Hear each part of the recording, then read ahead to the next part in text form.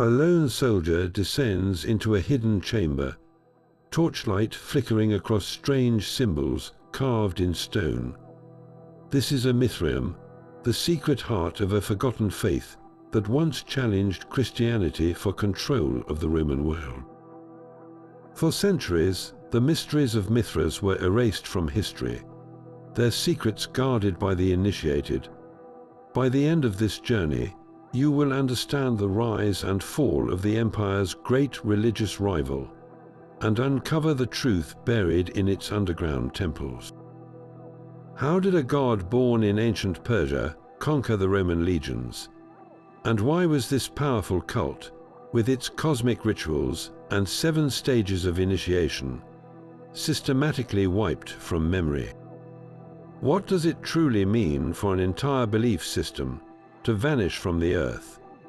The silence of these underground chambers would be broken centuries later by the sound of pickaxes and shovels. For modern archaeologists in the 19th and 20th centuries, stumbling upon a Mithraism was a moment of profound confusion and wonder. Workers digging foundations for a new bank in London would uncover a strange, narrow temple filled with unfamiliar statues. Construction of a subway line in Rome would reveal a hidden grotto, its walls painted with a young man slaying a bull. These buried rooms, often found directly beneath the streets of major European cities, were the first solid evidence of a faith that had been completely erased from public memory. Until these discoveries, the cult of Mithras was little more than a ghost, a name mentioned in passing by a few early Christian writers who condemned it as a devilish imitation. They were the ones who wrote its history, portraying it as a defeated enemy. But the stones told a different story. The physical reality of these Mithraea, with their distinctive benches for communal feasts and their central altars depicting the same mysterious scene, proved this was not a minor sect but a widespread, organized, and deeply influential religion. Its temples were strategically placed at the very heart of the Roman world, from the frontiers of Germany to the ports of North Africa. How could something so physically present, so embedded in the empire's infrastructure, simply vanish? The excavation of each new site deepened the mystery, revealing a sophisticated belief system that had been completely scrubbed from the historical record, waiting underground for its story to be told once more. The god depicted in those underground temples, a youth in a Phrygian cap killing a bull, was not a Roman invention. His story begins far to the east, centuries before the first legionary ever heard his name. To understand the Mithras worshipped in Rome's secret chambers, we must first meet his ancient ancestor, a being of light and law known to the Vedic peoples of India as Mithra. In the oldest hymns, Mithra is a guardian of order, a divine witness to contracts and friendships. He is the unseen force that binds society together, the celestial power that ensures the sun rises each day and that a promise once made is kept. This concept of sacred agreement was central. A god who was less a person and more a principle of cosmic truth. As Indo-European peoples migrated, this idea traveled westward into the lands of Persia, where it evolved into the powerful figure of Mithra within the Zoroastrian faith. Here, Mithra became a Yazota, a divine being of immense importance, still a god of covenants and the rising sun, but now also a warrior against falsehood. He was the celestial judge, standing between the forces of light and darkness, his all-seeing gaze missing nothing. He was a god for soldiers and kings, a protector of the righteous in a cosmic struggle. This was the figure that first began to filter into the Hellenistic world after Alexander the Great's conquests shattered the Persian Empire. As Greek and Persian cultures mixed, so did their gods. Mithra began to absorb the attributes of popular Greek solar deities like Helios and Apollo. His image started to shift, taking on a more heroic, anthropomorphic form. By the time this evolving deity reached the bustling, multicultural ports of the Roman Mediterranean, he was a fusion of Eastern mystery and Western heroism. The abstract guardian of cosmic order was transforming into a tangible savior figure, a divine hero whose myth could be acted out in ritual. The Roman world was a sponge for foreign gods, but it always remade them in its own image. The stage was set for this syncretic god, born of Vedic oath, Persian justice, and Greek form, to find a new home. He would not enter through the grand city gates, however, but through the disciplined, closed ranks of the Roman legions, who were ready to receive a god of their own. A soldier's life was one of rigid order and unbreakable bonds. The legions that patrolled the empire's distant frontiers lived by a code of absolute discipline and mutual trust. A world where a man's life depended on the comrade standing next to him. It was within this highly structured, all-male society that the mysteries of Mithras found its perfect home. The core tenets of the faith mirrored the very values drilled into every legionary.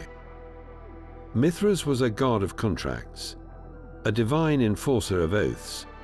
What could be more relevant to a soldier who had sworn a sacred vow to his emperor and his unit? He was a warrior deity, depicted in the central torchlight, not in a moment of repose, but in an act of immense struggle and ultimate victory. This was not a god who promised an easy peace, but one who embodied the triumph of effort over adversity. A concept every soldier understood intimately after long marches, harsh winters, and the terror of battle. The cult's 7 stages of initiation, from the raven to the father, presented a clear path of spiritual promotion that mirrored the military's own hierarchy. A man could advance through the ranks of the faith, just as he sought to advance through the ranks of the legion, earning new titles and greater insights through proven merit and endurance. This spiritual ladder offered a profound sense of personal progression within a system that valued order above all else. And the spread of this faith was as strategic as any military campaign. The empire's vast network of stone-paved roads and fortified posts became the cult's nervous system. A soldier initiated in a Mithraism on the damp northern border of Britannia could be transferred to a sun-baked outpost in Syria, and there in the depths of another underground temple, he would find the same symbols, the same rituals, the same familiar scene of the bull slaying. This created an instant brotherhood, a spiritual fraternity that transcended regional dialects and local customs.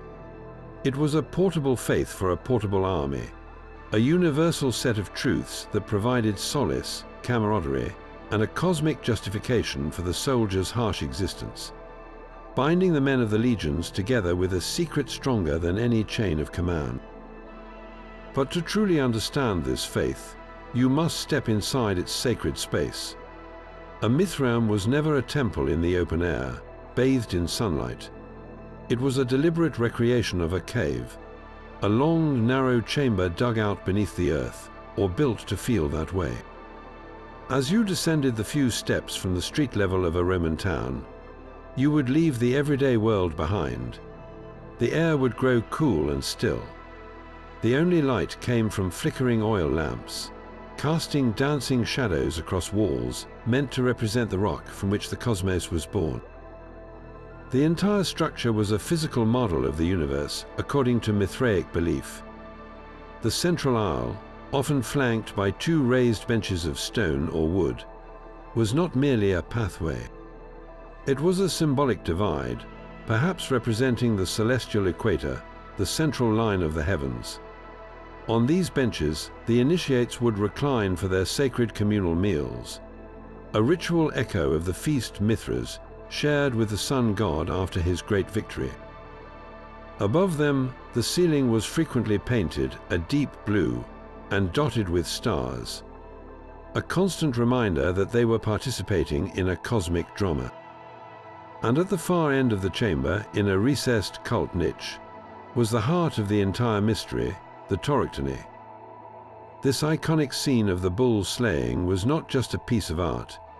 It was the focal point of all worship and ritual. The entire temple was designed to draw your eye and your spirit toward this one image. Every element of the Mithraism, from the starry vault overhead to the shared benches, worked together to create an immersive experience, transporting the initiate from the mundane world of the Roman street into the primal cave where the god's salvific act had taken place. This was a universe in miniature, a secret cosmos hidden just beneath the feet of the unsuspecting city. At the heart of every Mithraism, the torchlight scene presents a puzzle that has captivated scholars for generations. This is not a simple depiction of a hunt. Every single element, every animal and figure, is a piece of a complex symbolic code. The central act is Mithras, kneeling on the back of a powerful bull, pulling its head back and plunging a dagger into its neck. But this is not an act of random violence. It is a deliberate, almost ritualistic sacrifice. From the wound, wheat often springs forth, symbolizing the birth of new life from death. A dog leaps toward the flowing blood, while a snake and a scorpion attack the bull's genitals. These creatures are not random attackers. They are likely celestial symbols. The dog represents friendship and loyalty, perhaps even the star Sirius. The snake, a creature of the earth and rebirth, might symbolize the constellation Hydra. The scorpion gripping the bull's testicles could be the constellation Scorpio, attacking the very source of the bull's life force, which is the constellation Taurus itself. This interpretation transforms the entire scene from a terrestrial myth into a cosmic drama. The torchlight may be a star map, depicting Mithras as a master of the cosmos, slaying the celestial bull to set the heavens in motion and bring order to the universe. Flanking this central drama are two twin torchbearers, Quartz and Cortipates. One holds his torch pointing upward, the other holds his torch pointing down. They are a study in duality. Quartz with his raised torch represents the dawn, the spring equinox, and the rising sun. Cortipates with his lowered torch symbolizes dusk, the autumn equinox, and the setting sun. Together they represent the eternal cycle of day and night, life and death, the perpetual balance that Mithras governs. Often, a raven is shown flying toward Mithras, acting as a messenger from the sun god above. This intricate arrangement suggests a profound creation myth. The killing of the bull was not an act of destruction, but the necessary catalyst for creation. From the body of the slain beast came all the plants and animals that sustain life on Earth. The entire universe, according to this belief, was born from a single, sacred act of violence in a primeval cave. So when an initiate gazed upon this scene in the flickering lamplight, he was not just looking at a statue. He was witnessing the very moment of cosmic genesis, understanding his place in a universe born from sacrifice, and seeing the divine order written in the stars above him. But what did it truly mean to become a part of this cosmic mystery? The path to understanding was not open to all, but required a series of profound and challenging trials. A journey into the Mithraic mysteries was a slow and arduous climb through 7 distinct spiritual ranks.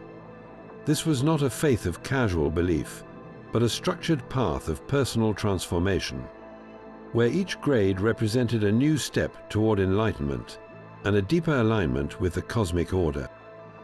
The first step on this ladder was the raven, or Korax. Dressed in ritual raven masks and perhaps even feathered cloaks, these initiates were the servants of the congregation, responsible for carrying messages and performing practical duties. Symbolically, the raven was the messenger bird, a link between the earthly initiates and the celestial realm, just as the raven in the torchlight scene carries word to the sun god. Their element was air, representing the first breath of spiritual awakening. Upon proving their dedication, a man could advance to the next stage, the bride or nymphus. This grade is one of the most intriguing and debated.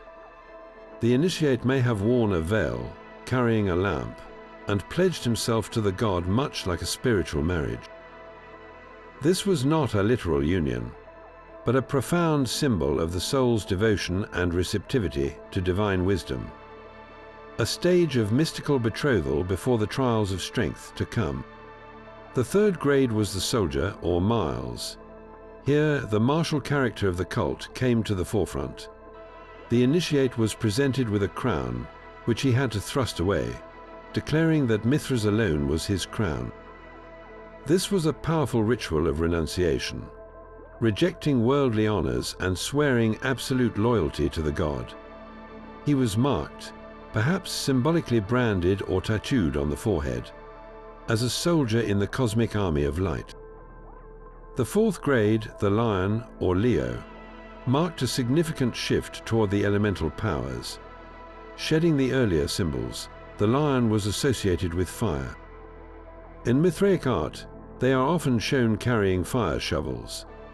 Their rituals involved offerings of honey, a substance that is both pure and resistant to corruption, which was used to wash their hands and anoint their tongues instead of water, as water was considered antagonistic to their fiery nature. This stage represented a purification by the sacred element, preparing the initiate for the highest mysteries.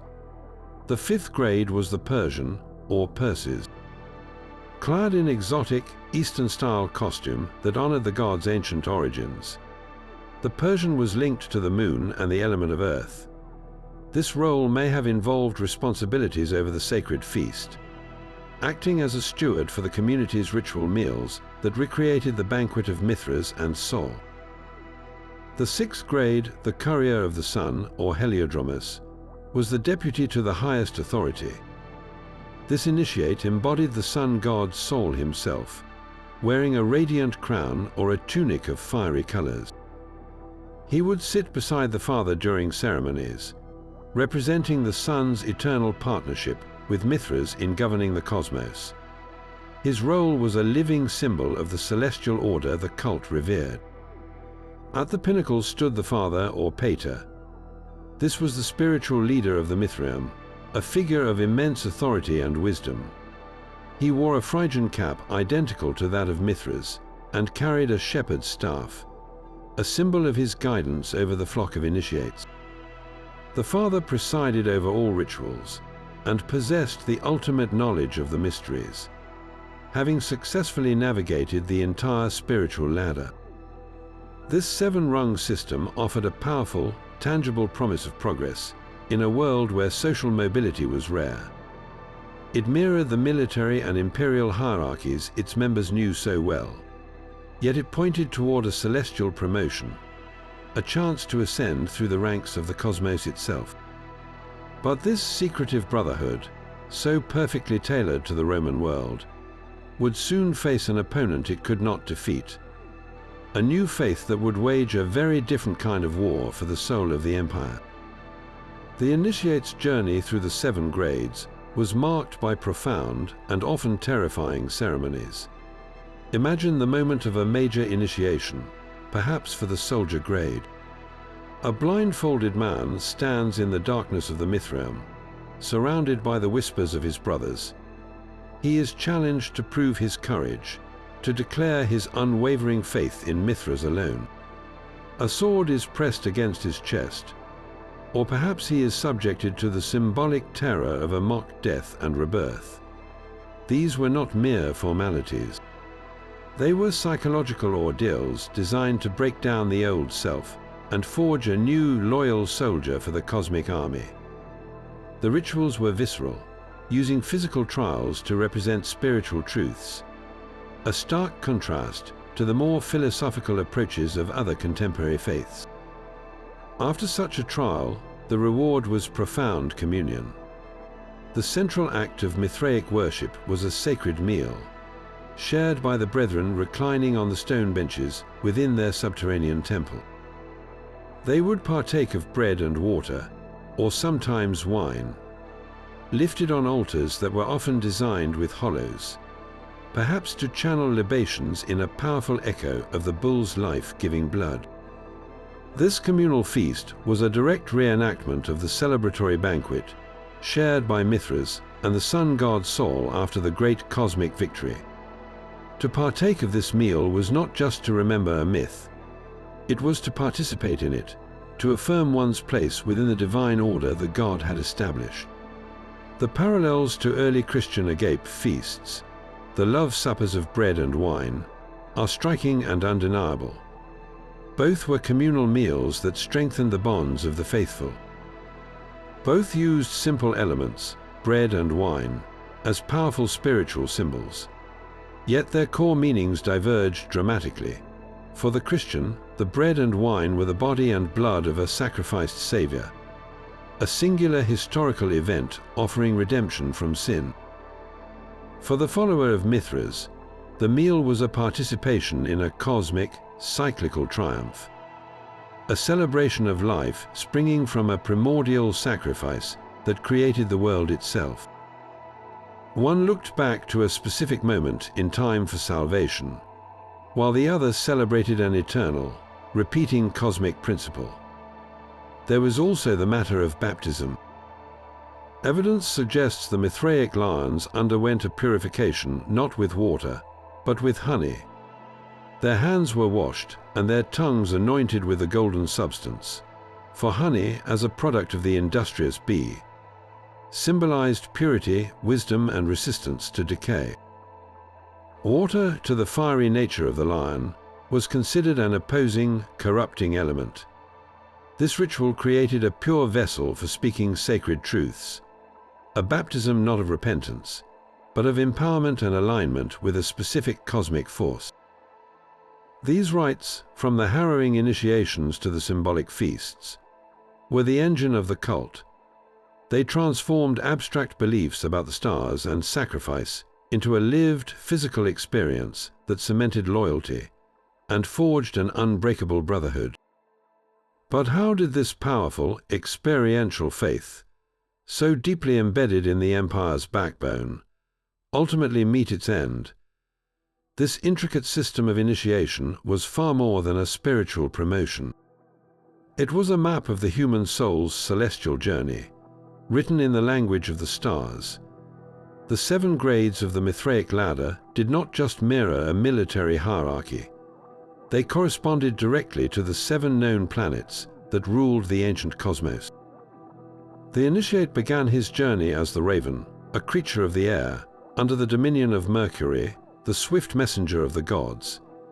He then passed through the veiled mystery of the bride, linked to Venus, the planet of love and union. As a soldier, he stood under the fierce, disciplined influence of Mars. Upon reaching the fiery grade of the lion, he aligned himself with the might of Jupiter, king of the gods. The Persian was connected to the moon, the courier of the sun to the sun itself, and the father at the pinnacle was a reflection of Saturn, the outermost planet and the boundary of the known universe. Each step upward was not just a personal achievement. It was a symbolic ascent through the planetary spheres, moving the soul closer to the ultimate divine source beyond the fixed stars. This astrological framework was the very key to the cult's central mystery, the torchlight. That iconic scene of the bull slaying is now understood by many scholars as a sophisticated star chart. The bull is the constellation Taurus. The dog leaping at the wound is Sirius, the brightest star. The snake is Hydra, the scorpion is Scorpio, and the raven is Corvus. Every element corresponds to a specific celestial body. But this is more than a simple portrait of the night sky. It is a snapshot of a monumental cosmic event. The scene likely depicts the sky during the spring equinox in a specific age, capturing the precession of the equinoxes. This is the slow, wobbling rotation of the Earth's axis that causes the position of the equinoxes to shift against the backdrop of the constellations over a cycle of nearly 26,000 years. In the age when this cult flourished, the spring equinox was moving out of the constellation of Taurus the bull and into Aries the ram. The image of Mithras killing the bull, therefore, can be interpreted as the god himself masterfully guiding this transition, slaying the old cosmic age to usher in the new. He was not just a hero in a myth, he was the divine agent of astronomical time, the ruler of the celestial spheres. This profound connection transforms the entire purpose of the cult. The Mithraism was a microcosm of the universe, and the initiate's journey through its 7 grades was a rehearsal for the soul's ultimate destiny. The prevailing belief in the ancient world was that after death, the human soul had to ascend back through the 7 planetary spheres to return to its divine home beyond the stars. Each planet presented a challenge, a specific spiritual test. The Mithraic initiations prepared the soul for this very journey. By mastering the grade of the raven, the soul learned to navigate the sphere of Mercury. By conquering the trials of the soldier, it gained the strength to pass the sphere of Mars. Each ritual, each symbolic ordeal, was designed to purify the soul and grant it the knowledge and power to successfully ascend past each planetary guardian. By the time a devotee reached the rank of father, he had spiritually internalized the entire cosmic order. He was ready for death, not with fear, but with the certainty of a seasoned traveler who had already memorized the map. The mysteries of Mithras were, in essence, a system of celestial navigation for the afterlife, a guaranteed passage for the soul through the vast and intimidating architecture of the heavens. So what happens when a faith offering such a powerful and comprehensive promise of salvation comes face to face with another? By the dawn of the 4th century, 2 powerful salvation cults stood poised for a final confrontation over the soul of the Roman Empire. One operated in hidden chambers beneath the streets, its membership drawn from the disciplined ranks of soldiers and imperial officials. The other was erupting into the public squares, its message resonating with women, the poor, and slaves. Mithraism and Christianity were not just rivals. They were mirror images in a cosmic struggle, each offering a path to eternal life, yet built on foundations that could not have been more different. Mithraism was a religion of exclusivity and hierarchy. Its underground temples were a spiritual reflection of the army, a brotherhood of men advancing through secret ranks. Christianity, in stark contrast, preached a radical inclusivity. It welcomed all, regardless of social status or gender, promising that the last would be first in the kingdom of heaven. This fundamental difference in social structure would prove decisive. A faith built on the empire's backbone was powerful, but a faith that could capture its heart and soul was unstoppable. Their similarities, however, are what make their conflict so fascinating. Both venerated Sunday as a sacred day, the Day of the Sun, which Christians reinterpreted as the Lord's Day, the day of Christ's resurrection. Both used the halo, a symbol of divine radiance, to mark their sacred figures. They each held a sacred meal, with bread and wine serving as the central elements of communion. For Mithraists, this reenacted the celestial feast of Mithras and Sol. For Christians, it was the literal body and blood of a sacrificed Savior. This overlap was not a coincidence. It was the sign of a fierce spiritual marketplace, where competing faiths adopted and adapted successful symbols to appeal to a population hungry for meaning and personal salvation. Yet their core messages presented a stark choice. Mithraism offered a cosmic salvation, a promise that the initiated soul could successfully navigate the planetary spheres after death. It was a system of celestial navigation for the afterlife. Christianity offered a historical salvation, rooted in the tangible, earthly life, death, and resurrection of a single man. It promised not just a journey through the stars, but a resurrection of the body and the redemption of the entire world from sin. One faith was a mystery to be progressively unlocked, by a chosen few. The other was a gospel to be proclaimed to every nation. When the Emperor Constantine finally threw his support behind the Christian God after his vision at the Milvian Bridge, he was not just choosing a deity. He was choosing a unifying force for his fractured empire. A universal church that could bind together all its disparate peoples under one God, one faith, and one emperor. The secretive, hierarchical world of Mithras had no answer for such a public, all-encompassing vision. The underground streams of mystery were about to be overwhelmed by a flood that would change the world forever. The similarities between these two faiths become even more startling when you look at their shared sacred calendar. Both Mithraism and early Christianity came to celebrate a pivotal holy day on December 25th. For the followers of Mithras, this was Dies Natalis Solis Invicti, the birthday of the unconquered sun. After the winter solstice, when the sun reached its lowest point, this day marked the visible return of light, the symbolic rebirth of the sun god. Mithras, often hailed as Sol Invictus himself, was the central figure of this celebration. It was a day of profound cosmic significance, marking the triumph of light over the deepest darkness.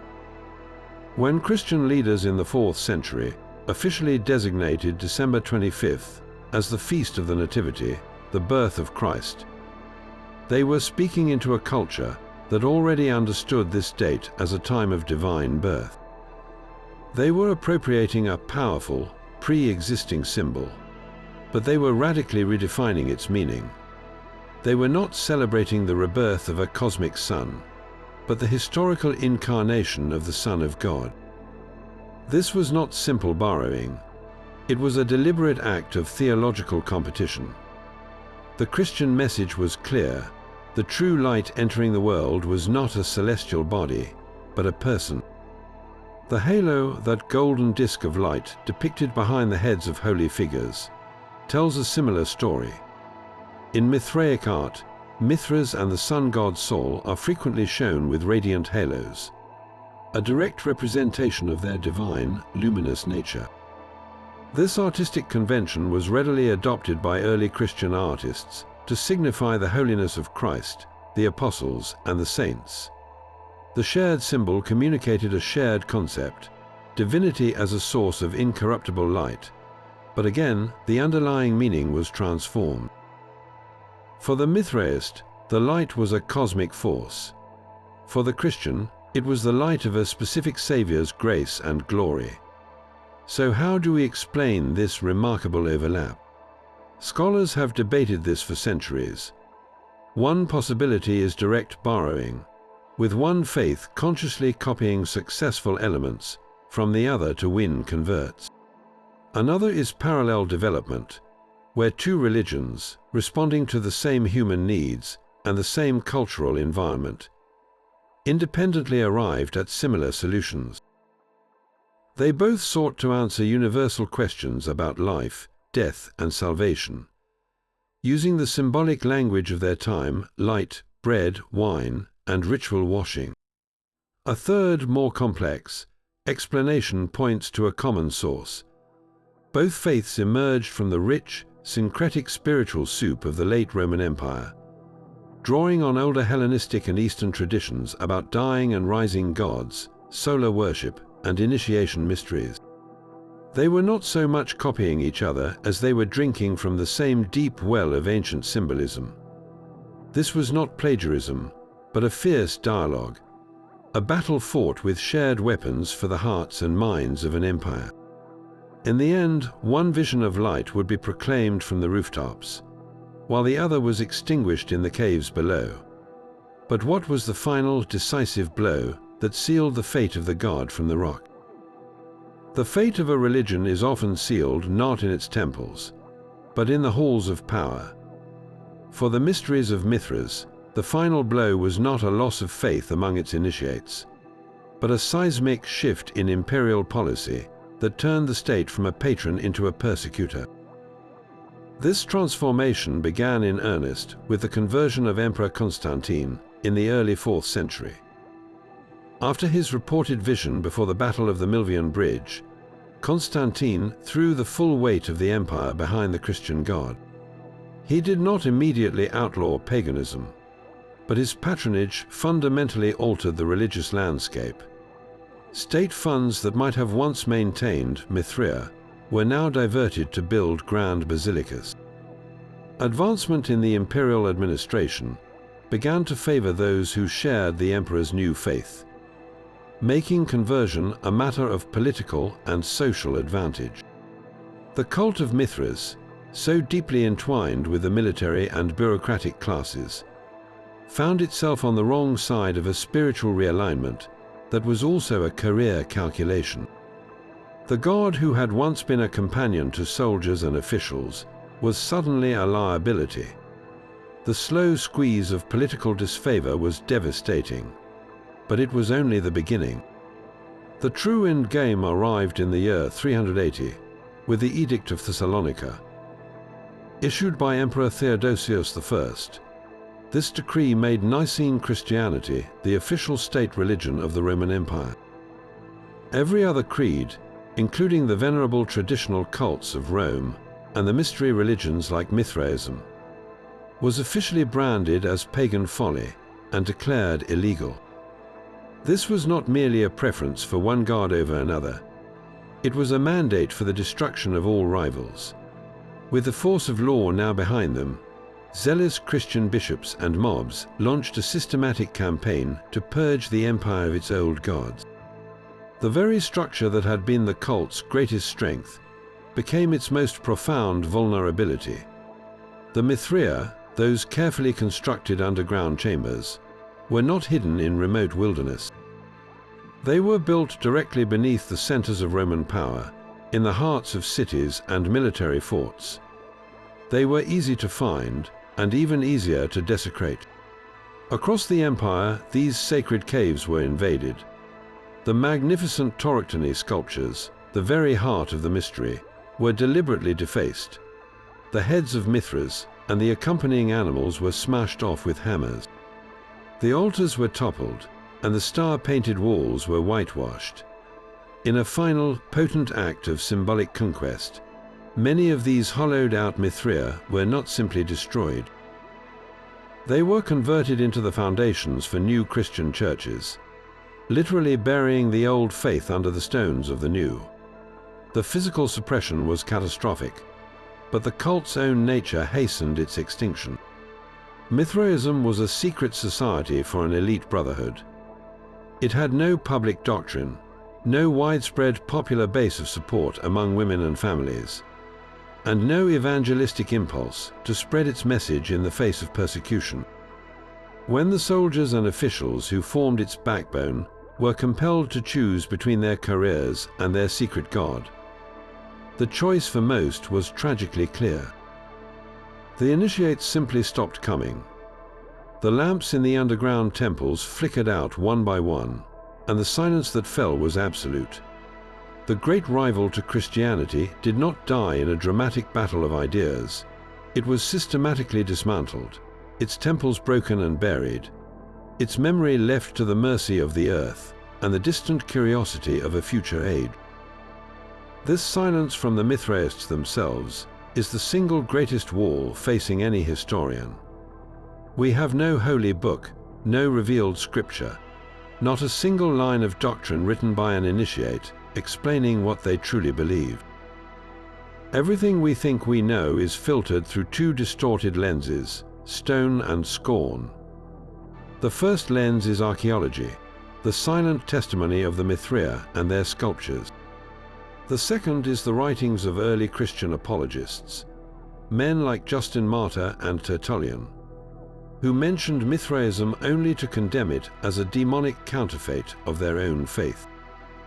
Justin Martyr, writing in the 2nd century, accused the demons of having preemptively imitated the Christian Eucharist in the Mithraic sacred mill, thus, in his view, creating a satanic fake to lead believers astray. He described how bread and a cup of water were presented in the rites of initiation, a crucial detail that comes to us only through the pen of a hostile witness. Tertullian, a century later, confirmed the use of a ritual branding for the soldier grade and mocked the idea of a celestial ladder. These men were not objective observers, they were engaged in a theological war, and their accounts are filled with polemic and distortion. They tell us what the cult looked like from the outside, through a lens of fear and rivalry.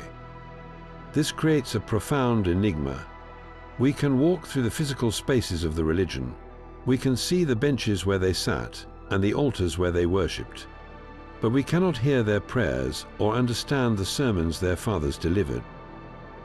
The initiates took their oath of secrecy to the grave. This absence of their own voice forces a kind of scholarly detective work, piecing together a belief system from broken statues and the insults of its enemies. We are left with a religion of actions and images, its sacred texts written not on papyrus, but in the very layout of its temples and the precise arrangement of figures in the torchlight. The meaning must be reverse engineered from the physical artifacts, a challenging puzzle with no answer key provided by the people who designed it. The god Mithras did not exist in a spiritual vacuum. His rise in the shadows was mirrored by the ascent of another solar deity into the brilliant light of imperial power. In the 3rd century, as the Roman Empire faced rampant inflation, political chaos, and relentless barbarian incursions, a desperate need for unity and order emerged. The answer for Emperor Aurelian was not found in a secret cave, but in the sky itself. After a decisive military victory, he declared Sol Invictus, the unconquered sun, to be the supreme patron deity of the entire Roman state. He established an official, public cult with its own magnificent temple in Rome and a new college of pontiffs to lead its worship. This was not merely a personal preference. It was a calculated political and theological strategy. The sun was universal, its light falling on every province and every citizen. By making Sol Invictus the empire's divine anchor, Aurelian sought to bind its fractured pieces back together under a single, omnipotent celestial power. This official endorsement of a supreme sun, God, created a fascinating religious duality.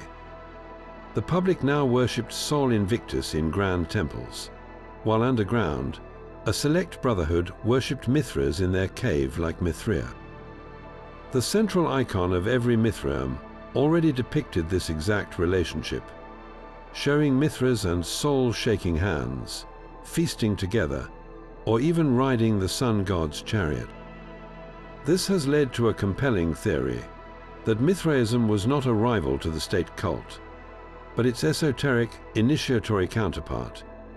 While the average citizen could offer a prayer to the public Sol Invictus for the empire's welfare, the soldier initiated into the mysteries of Mithras was learning the deeper hidden truths about that same cosmic power. He was discovering the story of how Mithras, the mediator, had conquered the primordial bull at the sun god's behest, an act that brought the cosmos into being and established the sun's very dominion. The public religion celebrated the sun's power, while the mystery cult revealed the secret history and cosmic mechanics behind that power. This relationship explains the cult's remarkable resilience and its deep penetration into the imperial administration. To be a devotee of Mithras was not to reject the state religion, but to engage with it on a more profound, personal, and privileged level. It was the ultimate spiritual insider's path, offering a direct connection to the true engine of the universe that the masses only saw from a distance. For a time, the public face of the sun and its hidden heart beat in sync, one in the open forums of power, the other in the sacred darkness beneath them. But this delicate balance could not last. When a new emperor would later shift his gaze from the sun to a different savior, the public cult would fade, and its secret twin would be left dangerously exposed in the dark. While the Mithraic Brotherhood forged powerful bonds underground, its sacred spaces were marked by a profound and deliberate silence. Every piece of archaeological evidence, from the personal items left behind to the inscriptions dedicating altars, points to one undeniable fact: the initiates were exclusively men. This was not an accidental demographic quirk, but a core feature of the faith. The Mithraeum was a spiritual reflection of the Roman military barracks, or the all-male dining club, a sanctuary built around the ideals of masculine camaraderie and martial virtue. The cult's central myth celebrated a solitary act of heroic strength, the subjugation of the wild, primal bull. Its 7 grades demanded endurance, courage, and a renunciation of worldly attachments that aligned perfectly with the soldier's life. In this carefully constructed universe, the presence of women would have fundamentally altered the cult's character, disrupting the homosocial bonds that were its very foundation. This stands in stark contrast to other popular mystery religions of the time. The cult of Isis, for instance, actively welcomed female devotees, with priestesses serving alongside priests in its public rituals. Followers of Bacchus engaged in ecstatic rites that included women, a practice so disruptive to the social order that the Roman Senate famously tried to suppress it. Even early Christianity, despite its own complex social hierarchies, opened its doors to women from the very beginning, acknowledging them as patrons, prophets, and vital members of the community. The Mithraic path was different. It offered a very specific kind of salvation, one tailored for the man who lived and died by the sword, the code, and the loyalty of his brothers in arms. It promised a celestial promotion for the soul, but only through a system that mirrored the rigid, male-only hierarchies of the world its initiates already knew. This exclusive focus gave the cult immense power and cohesion within its target audience, but it also created a fatal limitation. By closing its doors to half the empire's population, Mithraism ensured it would never become a truly universal faith, remaining a powerful tributary in the empire's spiritual life, while Christianity, with its message for all people, would become the flood that swallowed the entire river. The Torchlight may be the centerpiece, but the walls of a Mithraeum told a much larger story. Beyond the iconic bull slaying, a rich tapestry of other scenes unfolded, each a vital chapter in the god's cosmic biography. One of the most powerful images is that of the petrogenesis, the birth from rock. Here Mithras is shown emerging, already powerful, from a solid stone outcrop. He is not a helpless infant, but a fully formed youth, torch in hand, pushing himself free from the earthly prison.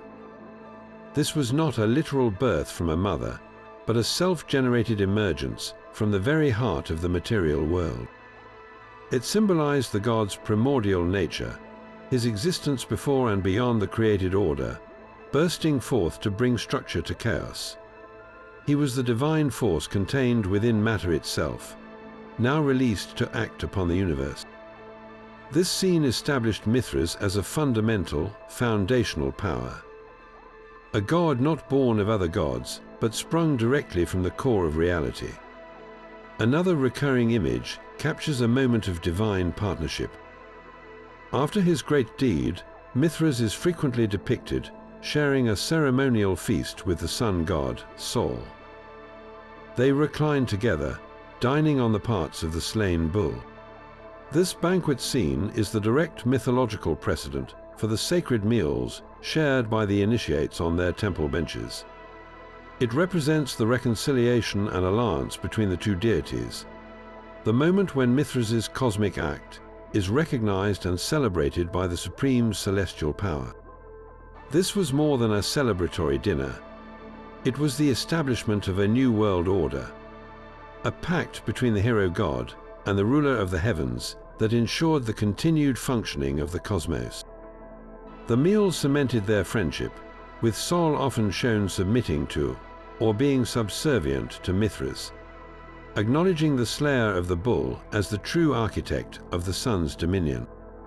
A third dramatic scene shows Mithras as a provider in a barren land.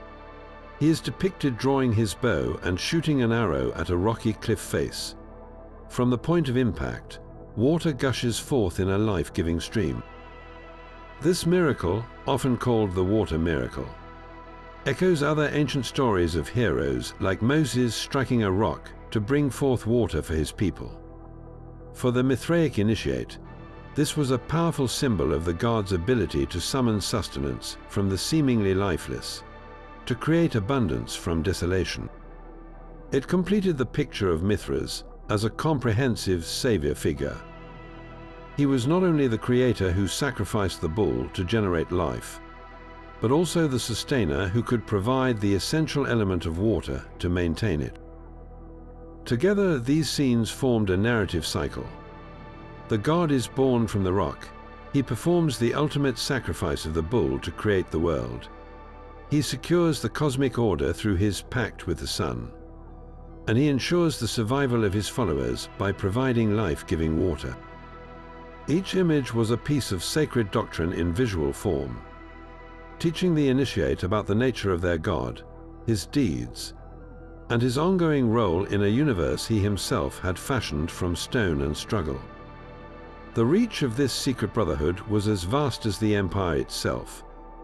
A soldier initiated in the damp, fog-shrouded Mithraism at Hadrian's Wall in northern Britain could transfer to a sun-scorched outpost in the Sahara Desert and find the same familiar sanctuary waiting for him. The cult's presence has been confirmed by the silent stones it left behind. From a temple carved into a German cliff face to another buried beneath the streets of modern London. At the frontier fort of Carraburg in Britain, one of the most northern Mithraea was discovered, its altars dedicated by Roman officers. These men, stationed at the very edge of the known world, sought solace in the cosmic order of Mithras, their prayers offered in a land far from the god's Persian origins. 1,000 miles to the south, in the bustling port city of Ostia near Rome, archaeologists have uncovered no fewer than 17 separate Mithraea, tucked between apartment buildings and warehouses. This was not a fringe belief, but a faith deeply woven into the fabric of military and commercial life. Its temples as common in a major port as taverns and bathhouses. Further east, at the desert garrison of Dura Europos on the Euphrates River, a stunning discovery was made. Here, a Mithraeum stood almost directly across the street from one of the oldest known Christian house churches. Two competing salvation cults, operating in plain sight of each other, their underground chambers just a stone's throw apart. This incredible geographical spread reveals a religion with a remarkably consistent core identity. Whether in a purpose-built chamber in Rome or a repurposed room in a Syrian house, the key elements were always the same. The central aisle with its flanking benches, the cult niche for the toroctony, the depiction of the torchbearers' courts and courtipates. These were the non-negotiable features of every Mithraeum. The iconography was a universal language. A devotee from the Danube could instantly recognize and understand the sacred imagery in a temple on the African coast. Yet this rigid consistency did not mean a complete lack of local flavor. In more cosmopolitan areas, you might find a Mithras with features that blended Roman and Eastern artistic styles. Inscriptions found at sites often bear the names of local deities, sometimes even equating them with Mithras or his companions. A clever act of theological diplomacy that helped the foreign god feel at home. This was the cult's genius.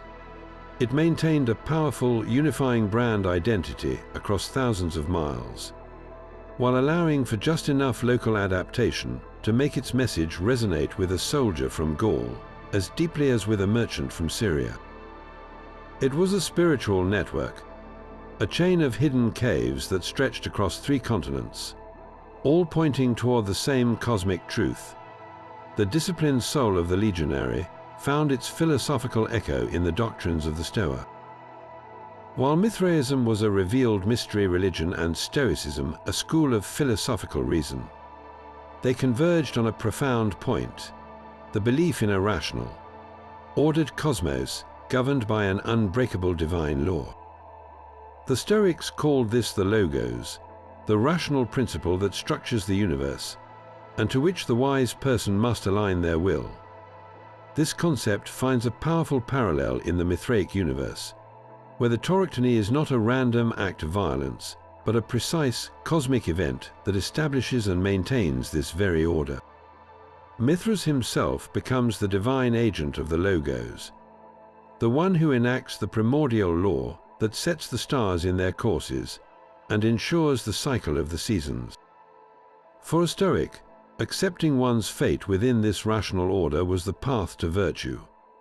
For a Mithraic initiate, progressing through the 7 planetary grades was the ritual enactment of that same acceptance, a way to actively align one's soul with the celestial architecture.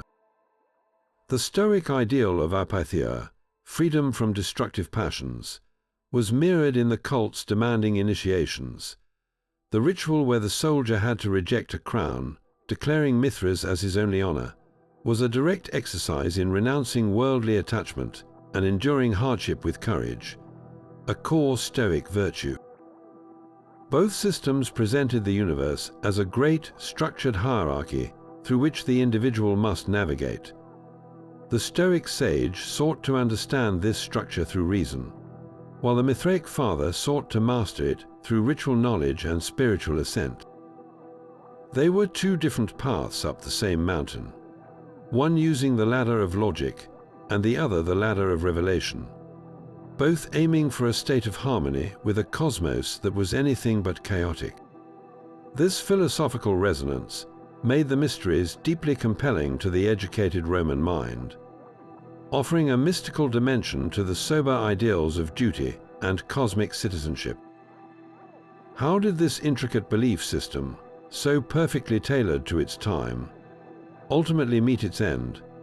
The first scholars to uncover these buried sanctuaries stared into a theological void. With no sacred texts to guide them, they were left to interpret the silent stones through the lens of their own time, a process that often led to grand, and sometimes deeply flawed, conclusions. Early antiquarians of the 18th and 19th centuries, steeped in a classical education that prized Greece and Rome, struggled to categorize the distinctly Eastern-looking god in the Phrygian cap. Some initially misidentified the torchlight as a representation of Perseus or another classical hero, unable to place this mysterious figure within their understanding of the ancient world. It was a puzzle with half the pieces missing. As more Mithraea were excavated across Europe, a new wave of interpretation emerged, this time heavily influenced by the burgeoning field of comparative religion. Scholars began drawing lines of connection, and the parallels with Christianity, though real, were often dramatically overstated in popular accounts. The shared sacred meal, the concept of a savior god, and the celebration around December 25th were framed not as independent responses to a common spiritual landscape, but as evidence of direct borrowing. A powerful, though now largely discredited, narrative took hold in some circles, suggesting that Christianity had essentially plagiarized its core rituals from the older Mithraic cult. This theory of religious dependency resonated with the intellectual currents of the era, appealing to those who sought to explain the origins of faith in purely historical, even skeptical, terms. Yet this academic debate was not confined to university halls. The rediscovery of Mithraism coincided with a great revival of Western esotericism. Secret societies like the Freemasons and the Rosicrucians, with their own graded initiation systems and symbolic rituals, looked upon the uncovered Mithraea and saw a mirror of their own traditions. They perceived in the 7 stages of Mithraic advancement an ancient precursor to their own spiritual ladders. The idea of a hidden wisdom, passed down through the ages by a select brotherhood, was intoxicating. For these groups, Mithraism became a validating ancestor, proof that their initiatory practices were part of a timeless, universal tradition stretching back to the Roman legions and beyond. They embraced the cult's imagery, seeing in the Torchlight not a literal star map, but an allegory for the triumph of light over darkness within the human soul, a struggle central to their own mystical work. This esoteric reception, however, often prioritized symbolic resonance over historical accuracy, further clouding the modern understanding of the ancient faith. The true, complex picture of Mithraism lies somewhere between these extremes. It was neither the direct source for Christianity that skeptics claimed, nor was it a perfect mirror of modern fraternal orders. The shared elements between Mithraism and Christianity are best understood as two distinct streams, drawing from the same deep aquifer of Hellenistic religious ideas. Both were products of an era hungry for personal salvation and divine connection, and they naturally used the common symbolic language of their time to express those yearnings. The Mithraic meal and the Christian Eucharist, for instance, served similar social functions of community bonding, but their theological meanings were worlds apart. One celebrated a cosmic, recurring event, while the other commemorated a unique, historical sacrifice.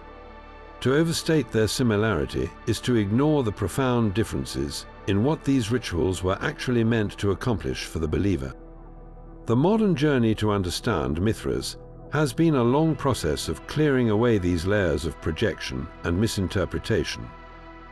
We are only now beginning to hear the faint echoes from the underground temples, not as filtered through the agendas of later centuries, but on their own terms, as the sacred spaces of a lost religion that once answered the deepest questions of the Roman soul.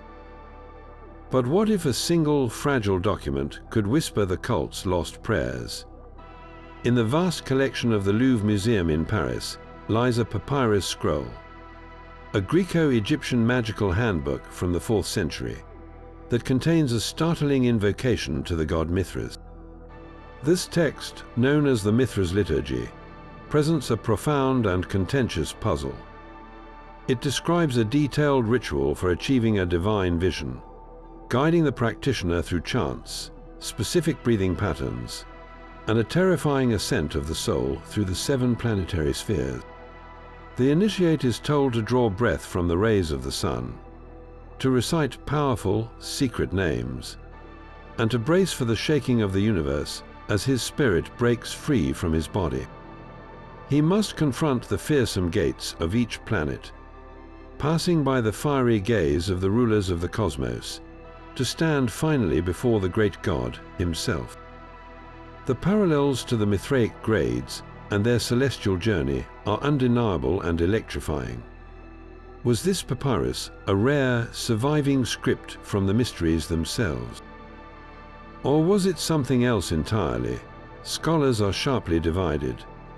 The text is undeniably magical, a product of the syncretic world where Greek philosophy, Egyptian ritual, and astral beliefs freely mixed. It represents a type of personal, do-it-yourself mysticism that was popular at the time, quite distinct from the formal, communal structure of a mystery cult. A skeptic would argue that the author simply borrowed the powerful name of Mithras, plugging him into a generic ritual of soul travel, much like a modern magician might invoke any number of ancient deities for a specific spell. The god invoked is a cosmic ruler, a master of the elements, which fits the Mithraic understanding. But the ritual's solitary, ecstatic goal feels alien to the image of the cult we get from its communal temples and shared meals. Yet the connection is too compelling to dismiss. The liturgy's central drama is the soul's ascent past the 7 planetary guardians, a journey for which the Mithraic initiations were explicitly designed to prepare the soul. The text provides the very words and techniques that might have been used to accomplish that ultimate goal. Perhaps it does not represent the mainstream communal worship of the Mithraism, but rather an advanced, personal practice for the highest initiates, the fathers who sought a direct, ecstatic union with the god in this life, not just a safe passage after death. It offers a breathtaking possibility that the silent stones of the Mithraea were once filled with the sound of controlled breathing and the whispered names of power. As the most devoted members undertook a voluntary, ritualized death to touch the face of their god. The Mithras liturgy remains an enigmatic key, one that might fit the lock of the cult's deepest secrets, or one that simply reminds us how completely the true sound of their worship has been lost to the silence of the earth. Even the most iconic symbol of the faith, the bull-slaying scene, is a battleground of interpretation. Was the torchlight a literal sacrifice, a creation myth, or a complex star chart? The truth may be all three, layered atop one another like the levels of an ancient city. Some scholars argue for a purely ritualistic reading, seeing it as the divine prototype for the sacred meals shared by the initiates. Others insist its primary meaning is cosmological, a depiction of the moment the universe was born from the body of a primal beast, with the wheat sprouting from the tail representing the fertility of the entire world. And then there is the compelling astronomical theory, which identifies the bull as Taurus, the dog as Sirius, and the scorpion as Scorpio, interpreting the entire scene as a map of the heavens marking the precession of the equinoxes. This is not a conflict with a single answer.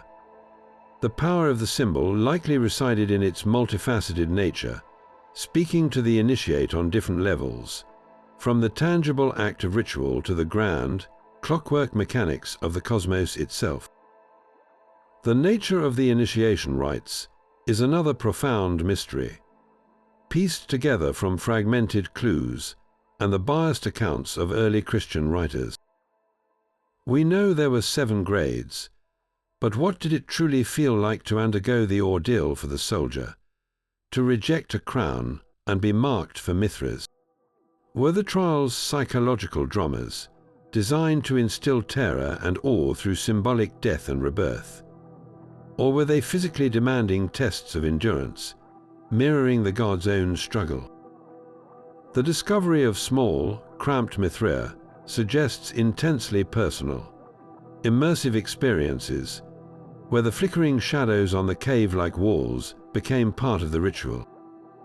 Yet, without a single first-hand account from an initiate, we are left guessing at the emotional and spiritual impact of these ceremonies, forced to reconstruct the echo of a shout from the shape of the room it once filled. Perhaps the most significant shift in modern understanding challenges the very image of a single, unified cult. For a long time, Mithraism was presented as a monolithic organization, a spiritual franchise with identical beliefs and practices from Scotland to Syria. But the stones tell a more nuanced story. While the core elements, the torchlight and the basic temple layout, remained strikingly consistent, regional variations are now impossible to ignore. A Mithraeum in Roman London might feature local stone and dedications from Celtic auxiliaries, while one in Dura Europos on the eastern frontier could show clear influences from Persian art and myth. The god himself could be depicted with different features, his story subtly emphasized to resonate with local traditions. This suggests a faith that was both universal and adaptable, a framework that provided a common spiritual language but allowed different communities to infuse it with their own cultural accents. The great rival to Christianity was not a rigid monolith, but a living, breathing network of beliefs, constantly being reinterpreted in the countless dark chambers hidden beneath the empire. The stones were buried, but the idea of Mithras proved far harder to extinguish. Though the last initiates vanished, the god from the rock began a strange second life, his symbols seeping into the hidden streams of Western esoteric thought.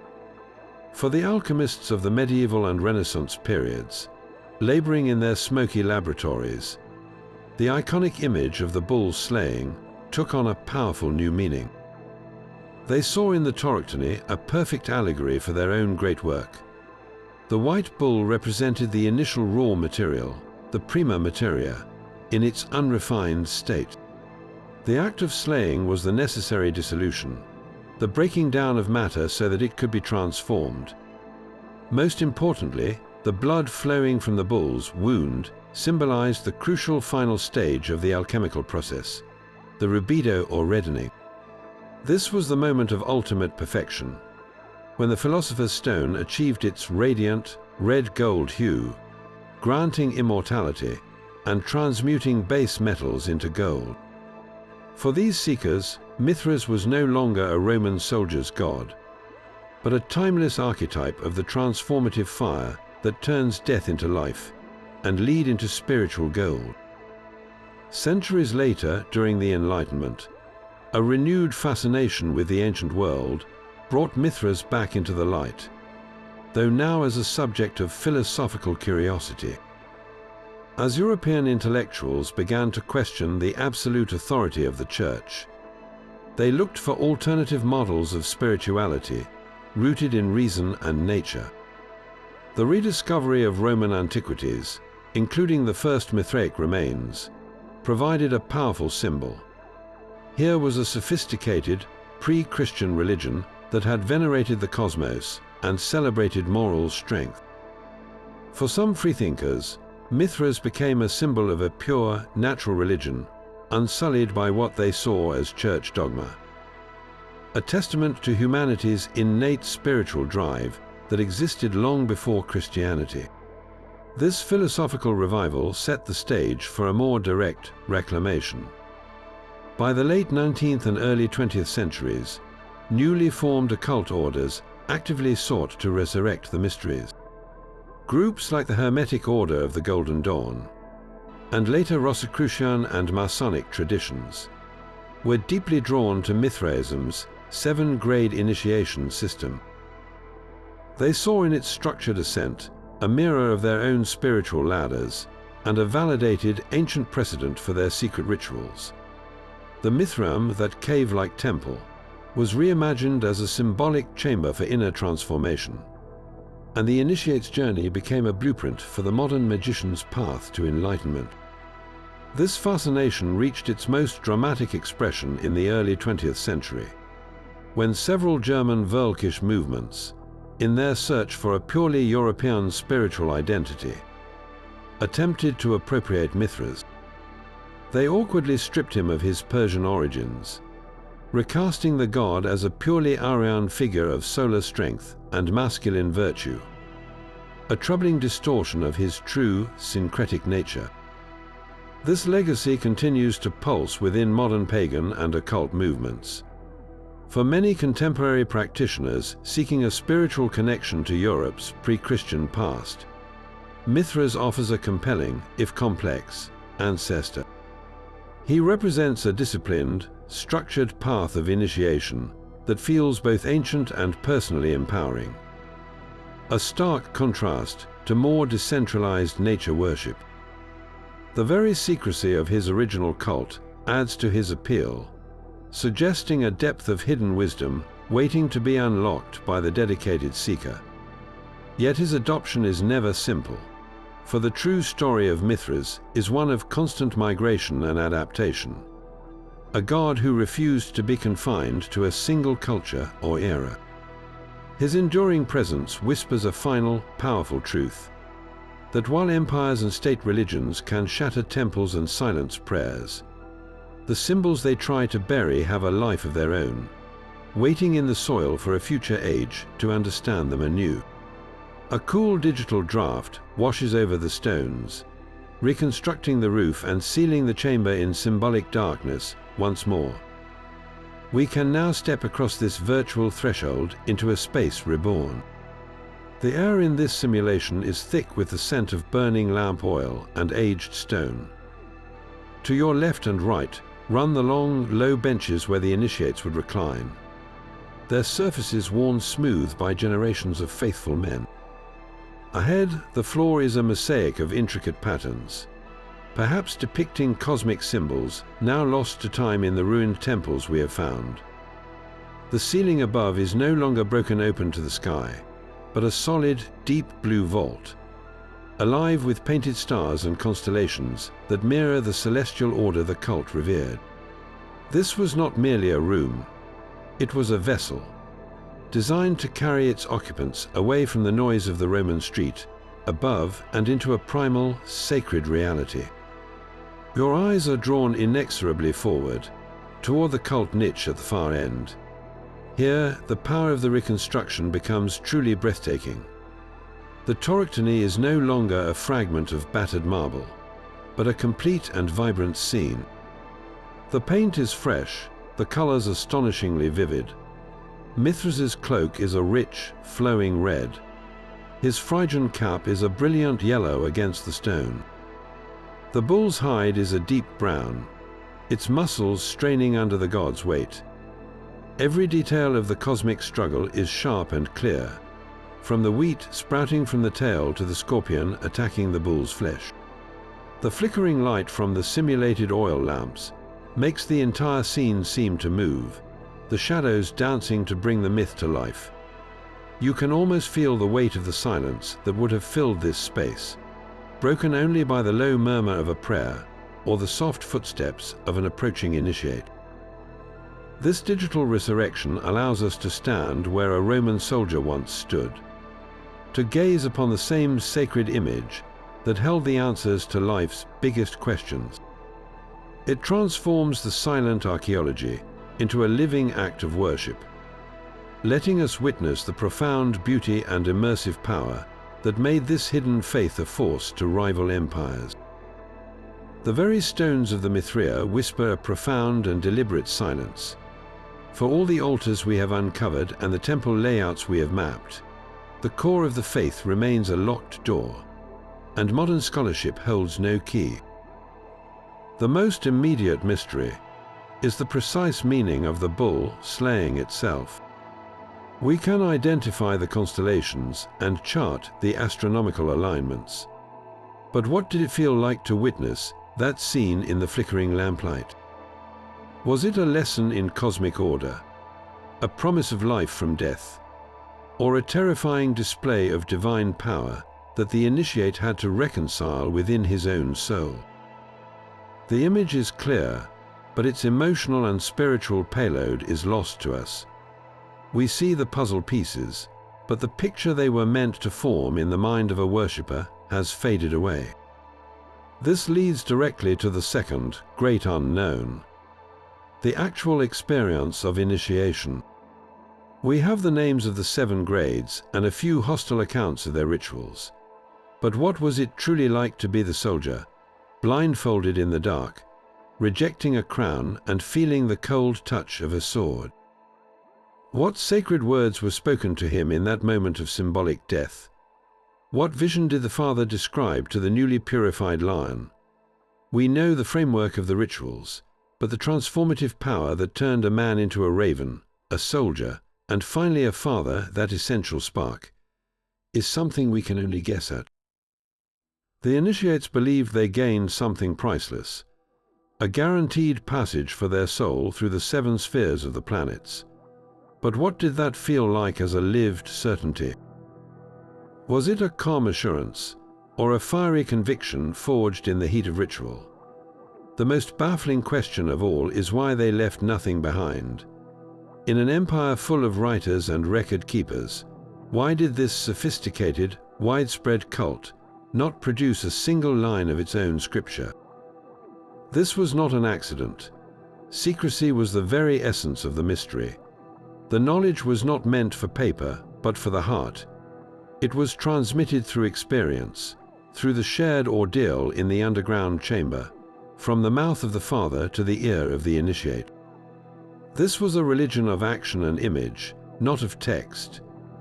Its holy book was written in the layout of the temple and the choreography of its rites. This deliberate oral tradition ensured the mysteries remained pure and undiluted by the outside world. but it also meant that when the last father died without a successor, the entire theology died with him. The silence we confront today is not an empty one.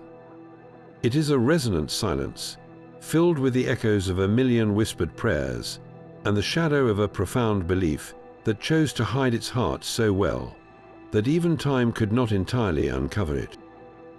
This enduring enigma is what fuels our continued fascination, because the greatest mystery of Mithras is the one he successfully kept. So the great rival to Christianity did not fall in a dramatic battle of faith, but faded into the earth, its sanctuaries buried and its voice silenced. We have retraced the journey of this lost religion, from its ancient origins as a Persian god of oaths to its conquest of the Roman legions, a spiritual empire built in hidden chambers beneath the feet of the world. We have explored its cosmic mysteries, the seven-stage ladder of initiation that promised the soul a safe passage through the stars, and the iconic bull slaying that was both a creation myth and a celestial map. We witnessed its golden age, perfectly tailored to the disciplined, masculine world of the army and the imperial administration, offering a secret brotherhood and a tangible path to salvation. And we saw its end, not from a failure of belief, but from a seismic shift in imperial power that declared its mysteries illegal and systematically broke its temples, building churches atop its buried grottos. The mysteries of Mithras stand as one of history's great enigmas, a powerful, sophisticated faith that rivaled Christianity for the soul of an empire, only to be so completely erased that its own prayers are lost to us. Its story is a haunting reminder of how fragile our spiritual histories can be, and how the most powerful rivals can vanish, leaving behind only silent stones and tantalizing questions. What are your thoughts on this lost religion? Did its secretive nature ultimately lead to its downfall? Or was it simply outmaneuvered by a more inclusive faith? Share your reflections in the comments below. And if you want to dig deeper into the archaeology and theories, be sure to explore the sources we have provided for further discovery.